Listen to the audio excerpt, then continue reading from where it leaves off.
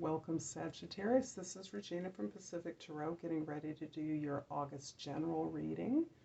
I have laid out the axis of the horoscope wheel.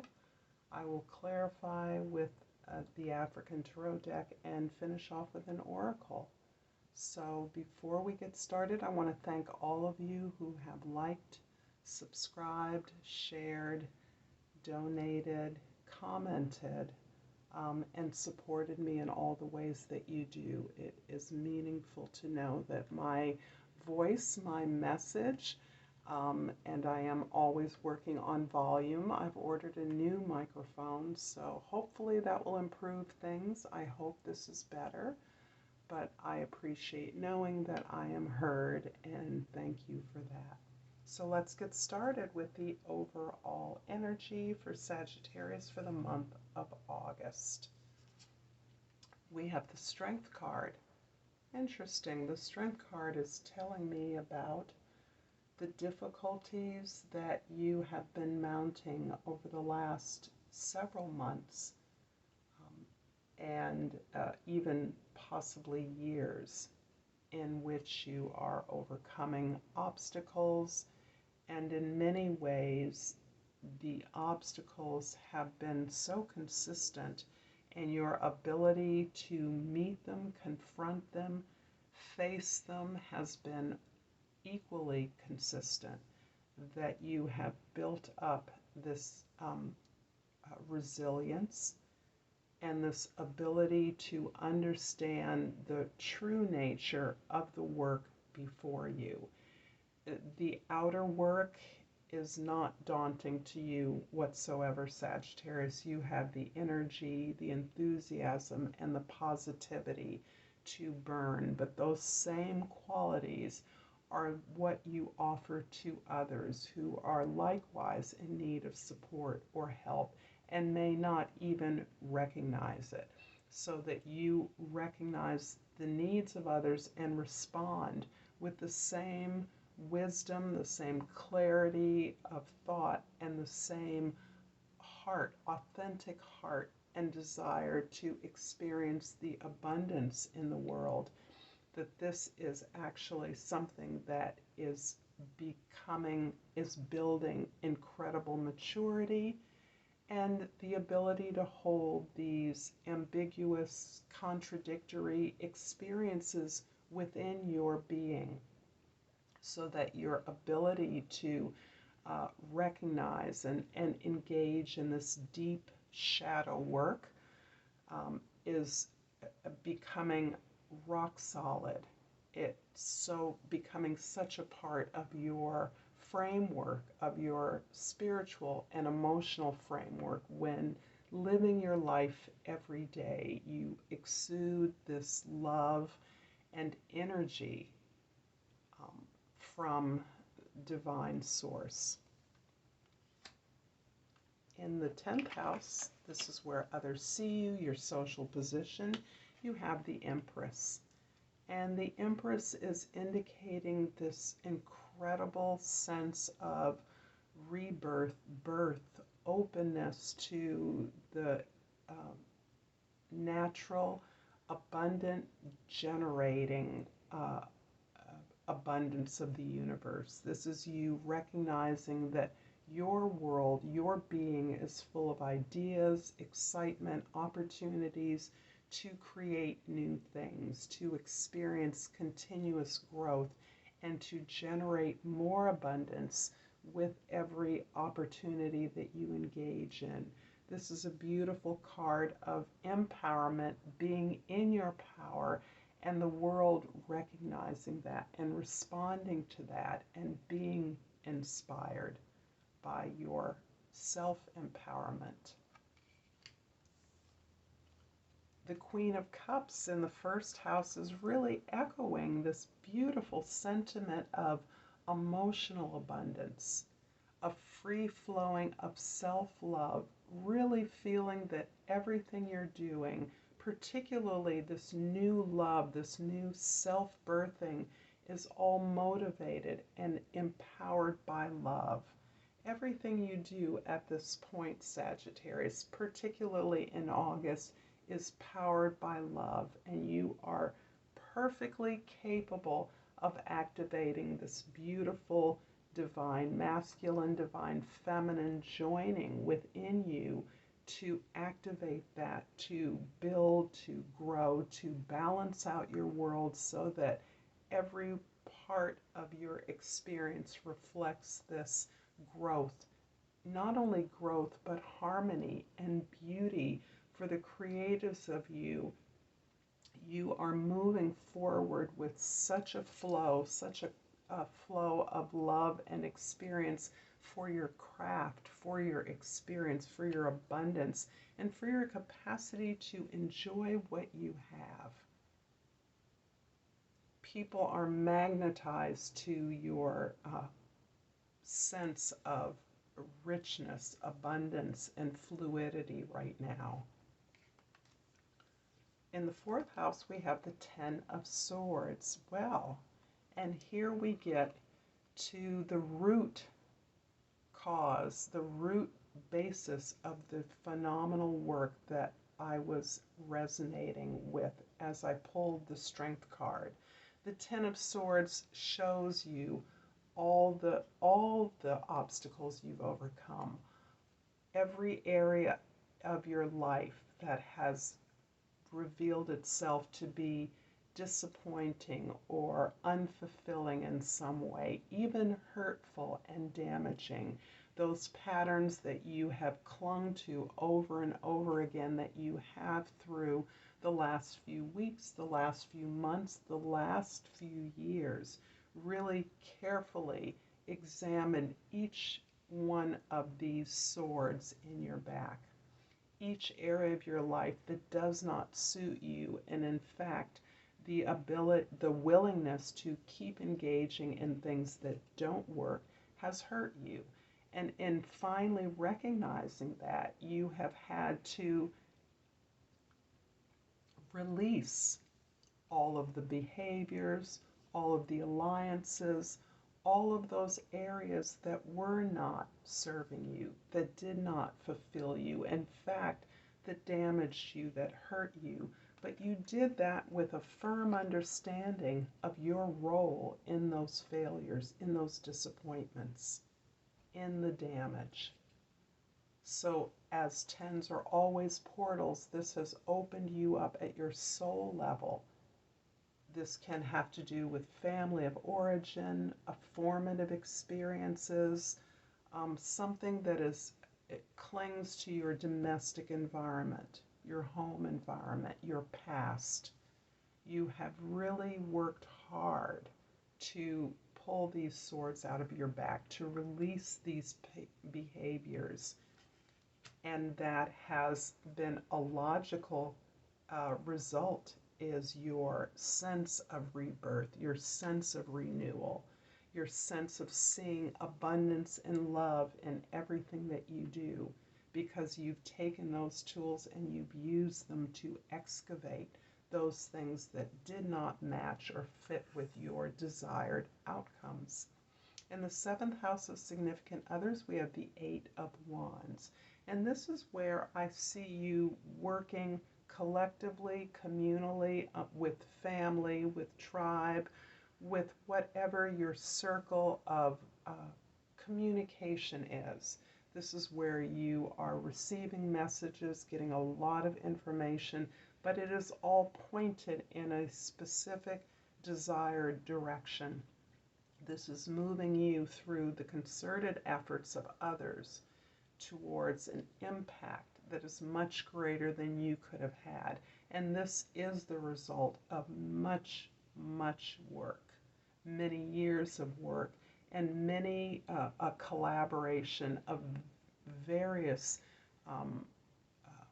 resources and communities and individuals who are a part of your vision, that recognize the strength of your vision and this ability, this desire to build something new, something of excellence. I'm going to clarify the Queen of Wands in the first house with the Five of Swords in the second house and the Six of Cups in the third house. I love this. I love it when cards repeat across all signs, and the Six of Cups is something we're seeing generally. So this indicates the, that you are really continuing to experience the ripple of these former or these habitual reactions to opportunities in relationships, the way in which you respond to situations that is not satisfying to you, does not get you what you want, and in fact allows others to prey upon your weaknesses. If you express doubts or insecurity about uh, uh, any particular asset you have, particularly if you don't feel like you have enough money, enough resources, enough knowledge. This is something others have picked up on, and you see actually how the inability to really address and let go of these self-doubting tendencies, this belief that others have something that can make you happy when in fact it is your own capacity that is the from which you build and grow new opportunities.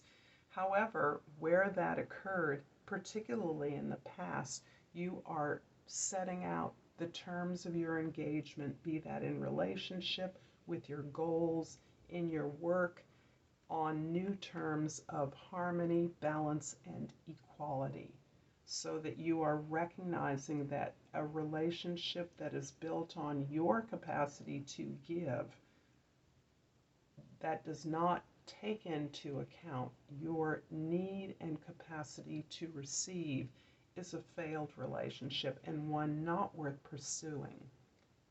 At this time, you are rebuilding your understanding of relationships, very much so, because this card indicates you are a natural caregiver, Sagittarius. I like to think of it as a cheerleader, a natural cheerleader with a Sag rising myself.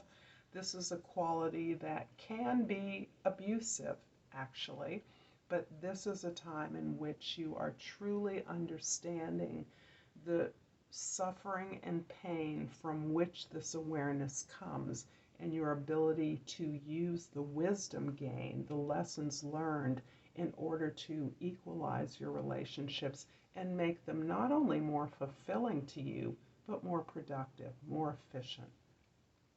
The Ten of Swords in the fourth house is being clarified by the Ten of Swords again in the fifth house, and the Nine of Swords in the sixth house.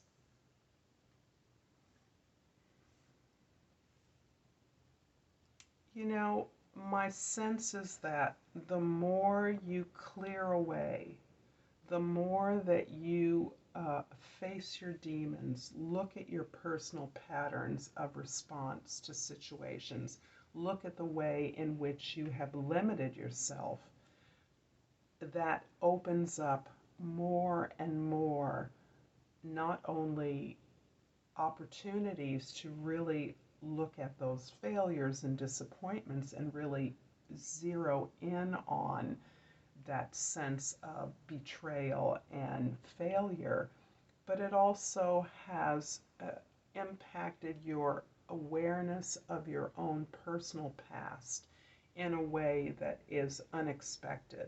So I see you in many ways struggling with this sense of empowerment and being favored and gifted with this history of trauma, this history of disabuse, of unfair treatment, of being hurt by others that continues. It's almost like a bottomless well at this time. Feels that way, so that your successes and even your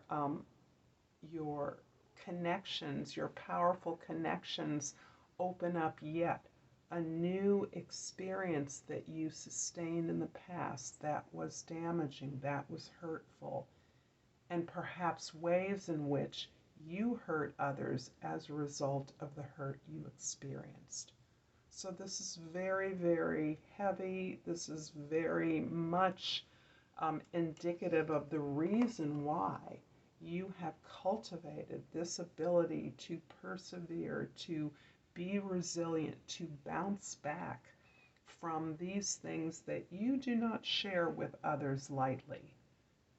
If anything, you would tend to withdraw, and you may be in a period of withdrawal from significant friendships or relationships that might customarily have soothed you. You're now really looking at the ways in which you've engaged in the similar kinds of treatment that you've received and the impact it's had, not just on your friendships, your children, your peers, but on your health, on the ways in which you have denied yourself good feelings, good health, efficiency, productivity. In the 7th house, the 8 of Wands is clarified by the 9 of Pentacles in the 8th house and the 2 of Cups in the 9th house. The 9 of Pentacles is absolutely showing that out of all this fierce communication and ability to collaborate successfully with others, to engage in dialogue about new directions, you have established your independence. This card always speaks about our material independence, but that material independence is built on a sense of personal authority and sovereignty within your limits. You have carved out your garden and you have invested in yourself in such a way profitably that you are always open to, in fact, you are open to a new investment. You're open to a new exchange, a new relationship in which you are equals with others, but you have learned not to give more in a way that would destabilize your independence. You know that your generosity is significant, but not so much. You've learned not to give away the farm, to not destabilize what it is you've built, to not overgive. And this is a beautiful place to get, Sagittarius. Clearly, the opportunity for a new relationship is available to you from a distance. That's my sense, that this is perhaps someone from the past that you have had a very significant bond with. This could be a friendship. This could be someone that you worked with in the past, and someone who excels in the arena of communication or creative expression, so that you are having clarified and really worked on your independence, something Sagittarius is known for, but something you have continued to work at so that this independence is authentic to you. It is not just this escapist tendency, this desire for adventure at all costs, the ability to drop everything and go off chasing a windmill. This is the true independence that understands that everything you need, you have been able to give to yourself, so that you now are capable of joining in a significant relationship where you're meeting your match, someone else who is independent. You may have unconventional lifestyle. There may be travel or education or some kind of significant spiritual community that you're engaged in.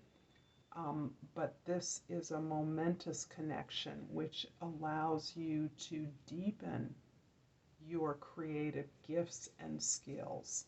A true partner who understands you and who matches your desire to generate more and more abundance. The Empress card in the 10th house is clarified by the Three of Wands in the 11th house and the Emperor in the 12th house. You have gained your personal authority. You have gained your sovereignty. You are in control of yourself, and this has been certainly a lifelong challenge for many of you. Depending on your age, how long you've been working at this, and I'm very much seeing this dichotomy, this outward joy and ability to inspire and give love to others, and this concurrent ability to really harness unhappy experiences, uncomfortable behaviors and reactions, thoughts and perspectives that really were more isolating than they were allowing you to join into the next adventure. Here you are beyond beginning something new. You are fully engaged in a new endeavor, one that you experienced before in the past. And it was not successful. It was not as fulfilling. In fact, it may have never materialized. But at this time, you have an opportunity to bring this relationship, this event, this project to a successful conclusion in a way that engages your community, engages the world, not just as the location of your next paradise escape, but as the world that you live in, the world that arises from your authentic self, and over which you now understand your momentous authority. This Empress and Emperor also mirroring this capacity within yourself, the divine masculine, the divine feminine, to truly be connected in an equitable way, a way that recognizes your past and your potential for future success. I'm going to finish off this reading with a botanical inspiration, and I have pulled the anemone. And the key word of the anemone is anticipation.